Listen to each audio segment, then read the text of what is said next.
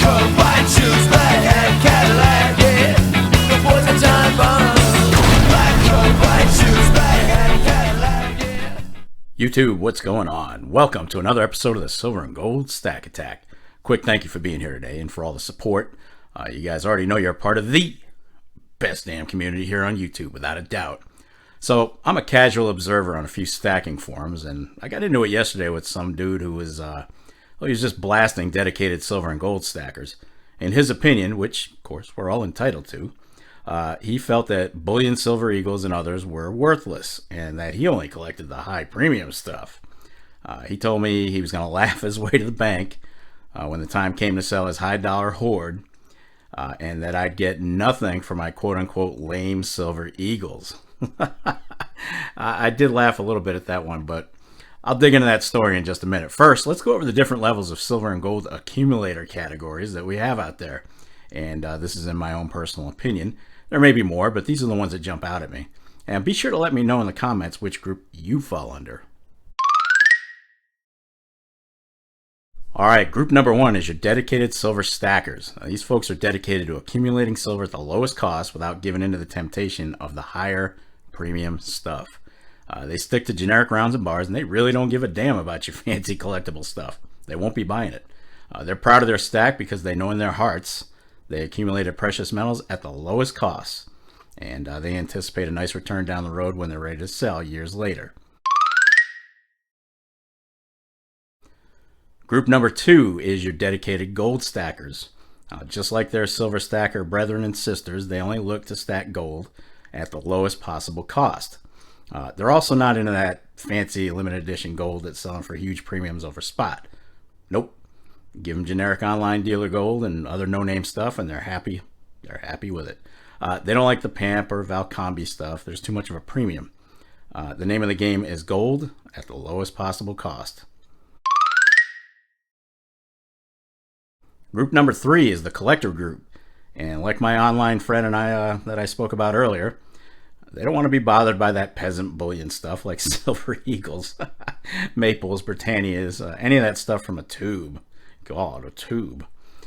No, their taste is for a higher quality product, and they don't mind spending the extra money for the limited and rare stuff.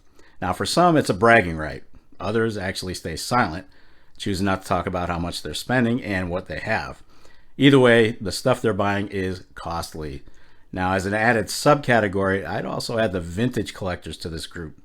They love the old stuff like Engelhard bars, etc., the old gold, and there are definitely some premiums attached to vintage silver and gold, so I think this is a good spot for them. Group number four is the numismatic folks. They only buy gold and silver coins with numismatic value and collectability. These folks tend to be some of the most knowledgeable in our hobby, I'll give them that. And they're quick to tell you a story or a history behind a certain coin. And they're not interested in gold and silver bullion at all. They're accumulating rare date Morgans, piece dollars, 90% silver, and maybe some of the old pre-33 gold.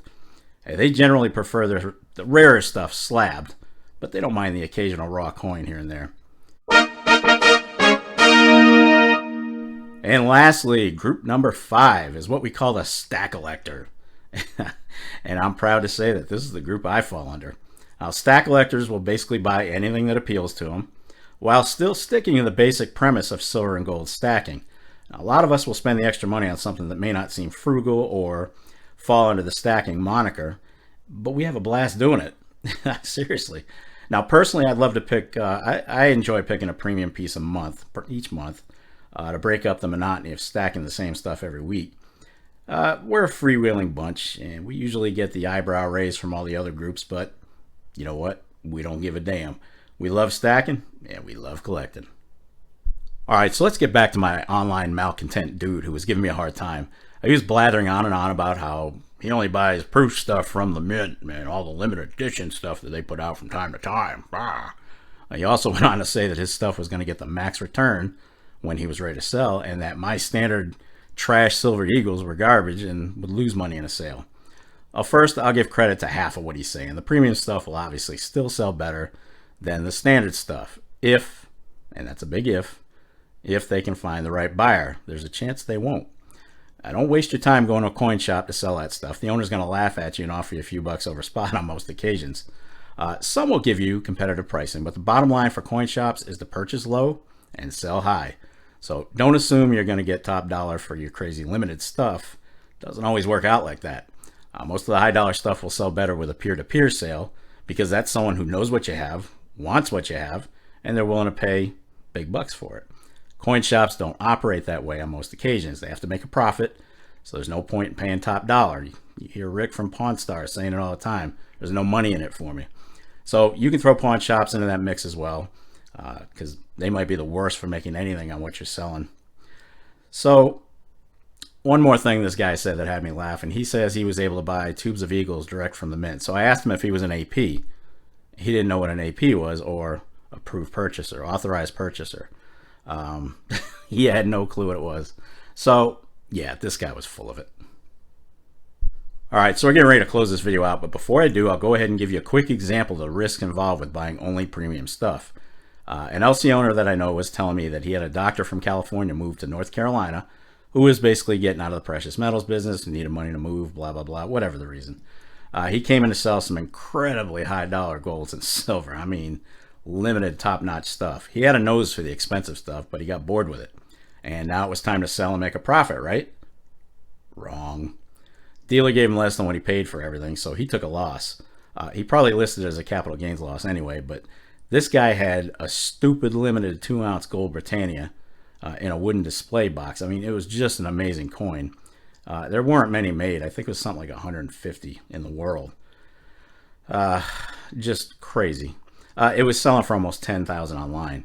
Now the LCS gave him about $3,000 and turned around to sell it for $5,000. He just couldn't get a buyer in the range that previous sales for that particular coin had gone for. So you can see the risk that the dealers take as well. Bottom line, you stack and collect, or stack elect, however the hell you want to, as long as you know what you're getting into. All right, there you have it. So which group do you belong to, or do you call yourself something other than what I listed? Anyway, be sure to leave a comment down below and let me know what your thoughts are. You guys know I love going through them, so make sure you sound off. And that's going to wrap it up for this episode of the Silver and Gold Stack Attack. If you made it this far, well, kudos to you. I'll definitely catch up with you in the next episode. But in the meantime, you know what's up. What do you want to do with your life? I want to stack.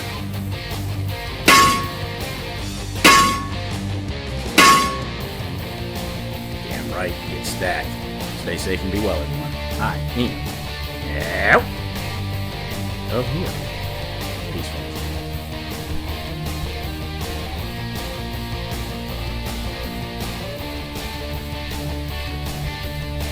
You're still here? It's over. Go home.